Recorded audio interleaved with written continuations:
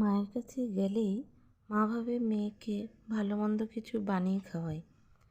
আমি যেসব খাবারগুলো পছন্দ করি মা বানায়। তো সকাল সকাল মা বিউলির ডাল ভিজিয়ে রেখেছিল দই বড়া বানানোর জন্য। বিকেলে ডাল বেটে কড়াইতে বড়া ভাজা দেখে আমার ইচ্ছে হয়ে গেল রস বড়া খাওয়ার। মা বলে দাঁড়া, তবে অল্প কটা রস বড়া বানিয়ে দিচ্ছি। তো আমি ভাবলাম ফোনটা অন করে সাথে একটু ভিডিও করে নেওয়া যাক। বিউলির ডালের এই নরম রস বড়া দারুণ লেগেছে খেতে। ভিডিওটা ভালো লাগলে অবশ্যই একটা লাইক, আর এই রকম নতুন নতুন ভিডিও দেখতে হলে চ্যানেলটিকে অবশ্যই সাবস্ক্রাইব করে দেবেন। ভালো থাকবেন, দেখা হবে আবার অন্য কোনো ভিডিওতে। টাটা।